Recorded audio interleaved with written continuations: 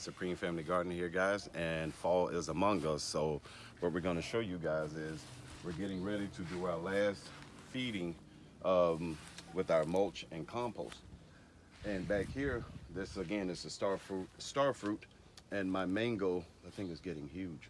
And star fruit, avocado, and my other avocado. And there's a papaya somewhere in here. And if you guys can look down, this is mulch that I've been bringing out just so I can start covering it up and getting things ready. And I do have a little compost that I'm actually going to put out there.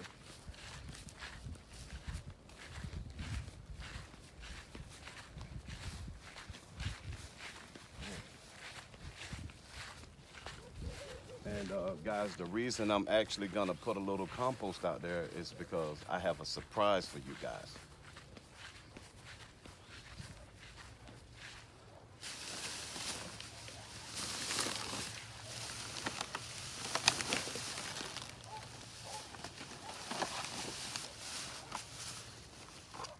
This is all compost I've gotten the other day.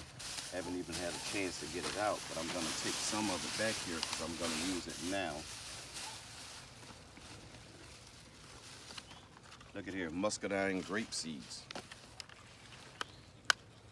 Now what I'm going to do with these, I'm not going to put them there because over here along that fence, that's all muscadine grapes. So I'm actually going to take these and just put them over there and maybe, oh man, they smell like, Ooh. They're fermented, baby. Smell like wine. You think if I add water to this, I can make wine out of this? Sure can. I can get drunk tonight? Yeah, by yourself. All right, guys, so what I'm gonna do, I'm gonna make this part quick. Well, this smells all kinds of bad. Ooh-wee. I'm just gonna actually, I don't know if I'm gonna touch them. I'm just gonna throw these out here. Maybe some of them are grow. I mean, we have enough as it is, but I don't want to pull them from somewhere else, so we'll just put them where they are, where they're at so far. And this here, guys, is actually, if you haven't seen any previous videos, this is where we keep all of our, it's a mess right now, our pineapple plants. There's 1, 2, 3, 4, 5, 6, 7, 8. Bring the camera, baby.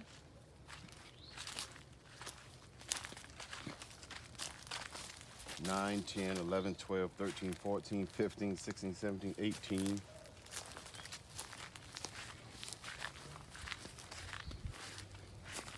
19, 20. Now this here, I'm actually surprised this year I didn't get a pineapple out of this. But again, it was like 23 degrees down here and I did have a lot of these covered. So, but this is a beauty. One year it actually gave 2 pineapples out at one time. If I knew about YouTube then, I would have made a video on that one. That one would have went viral. Because I've never seen that. Maybe you guys have, but I haven't. It's all right. So let me go back and get the compost and show you guys this.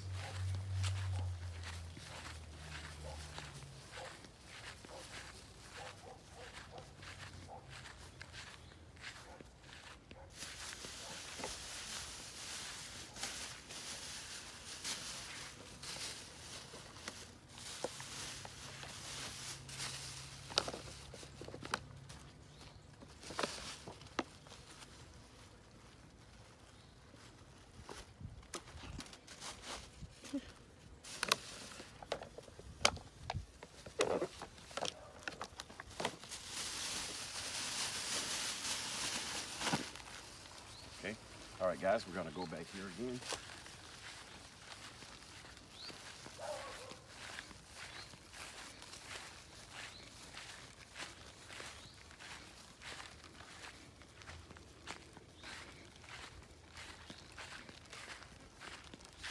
And this is what we're about to do.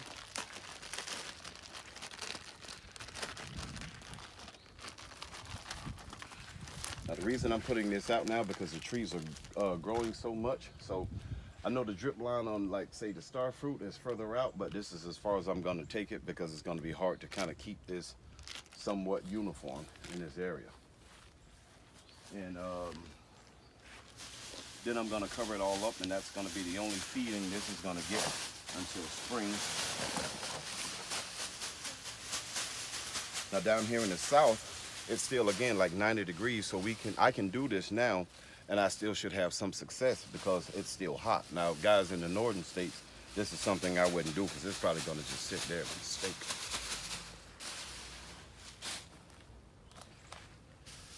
Now I actually show you what I'm putting out. A banana. Ooh. And this is a sliced onion.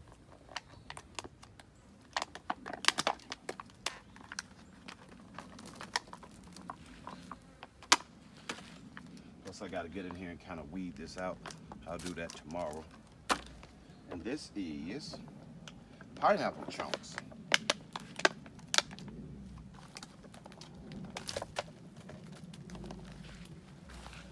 Now guys, don't do anything like this close to your home. I do this all the way in the back because it does breed flies and different creatures. And if you do have that problem, just actually, I use a product called Sevin, and I take a half a teaspoon and I add it to like a, was it like a half-gallon spray bottle? Just enough to detour any pest slugs or anything like that. And, you know, so you don't have that problem if you're gonna do something like this close to your home.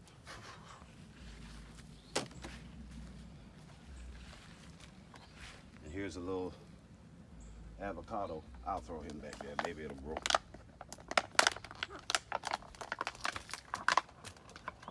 And those are strawberries. And this here is going to give a little nitrogen. These are broccoli ends. And these are mango spears. Take these on this side here.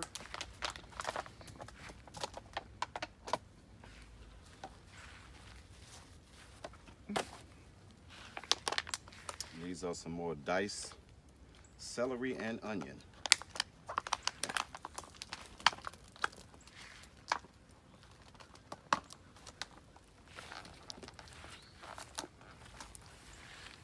Okay, we'll come back and clean that up.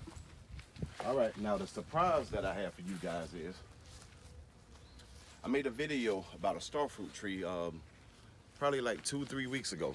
I come back here one night, actually a few nights, and I was taking the water hose and I was spraying it, you know, just hitting it up and stuff, because I had read something that when wind induces these trees to actually produce fruit. So check me out. Look at here. We have blossoms. Can you guys believe that? Now you guys was with me when I was back here and we had no blossoms whatsoever on this tree. I think she knew I was gonna cut her down. Now back here, we have more blossoms.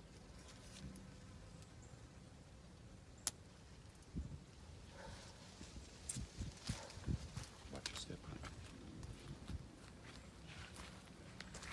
Okay, and back here, we have even more.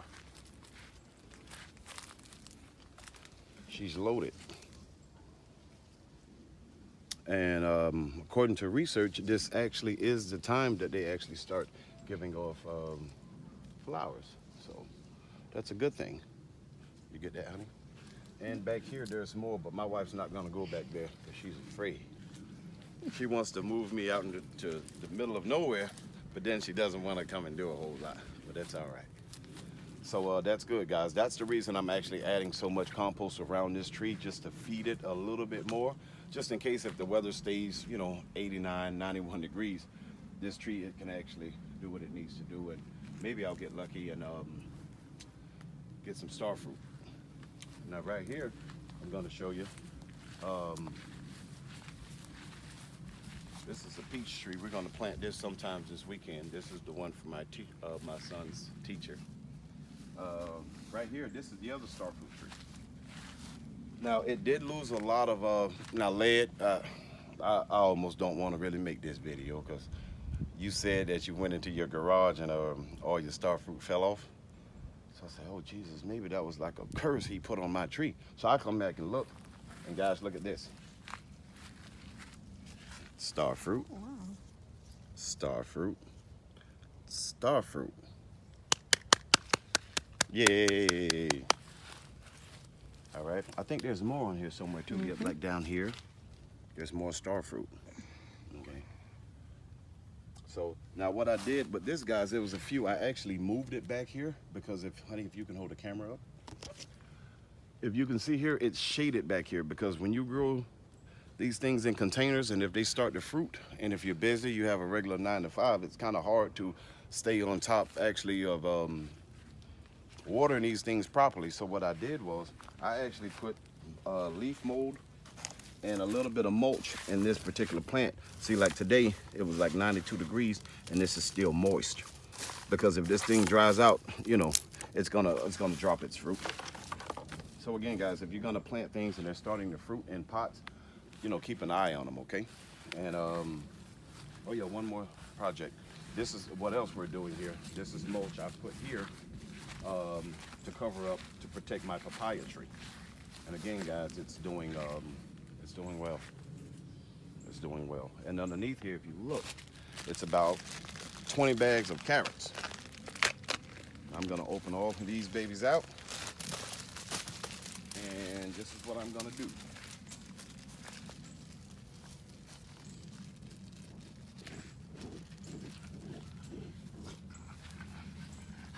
Hey, Chloe.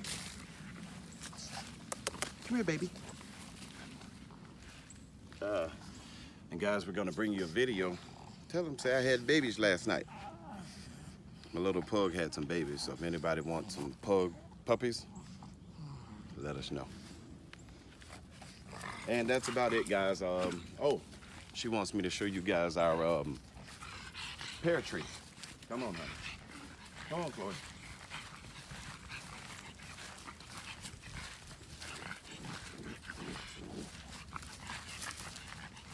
Now this is the first time I've actually used mulch on this tree. Oh, actually in this area, because here I have a my Meyer lemon and my Eureka lemon back here. Now, only thing I've ever done back here was like I would rake all of the leaves and put them in this area. Okay, never any mulch, so I'm somewhat skeptical on actually doing it because again, guys, this is a beautiful tree. Remember, we had 22, 21 degree weather here in Central Florida, and I did not cover this thing up. And this is how she came back this year. And this is why, guys, I don't do the container thing. I mean, if you have the area, and if you're gonna use mulch, use about 2 or 3 inches of leaf mold first, and then add a slight layer, you know, for decorative purposes of mulch on it, because I think citrus trees, for the most part, they really love the leaves and not the mulch. And look at here, this one's coming back. And guys, look at these leaves. Now I'm a big guy, and look at the leaves about the size of my hand.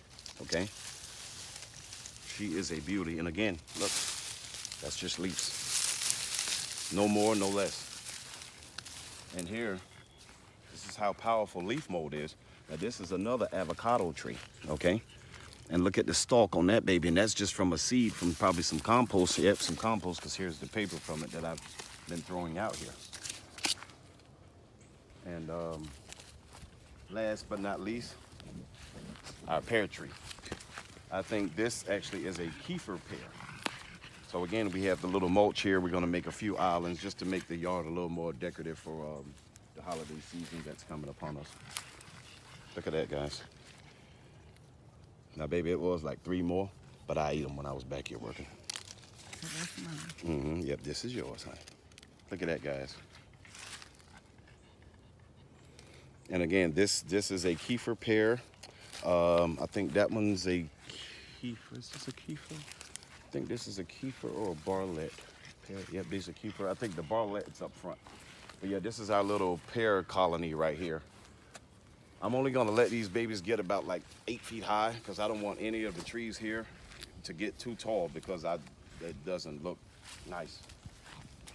You know, I want to be able to see eye level. That way, if the boys or something try to sneak over here to see one of my daughters, I can see them and I can catch them. So, but yeah, guys, happy gardening, better yards, better garden. Enjoy your weekend. May God bless.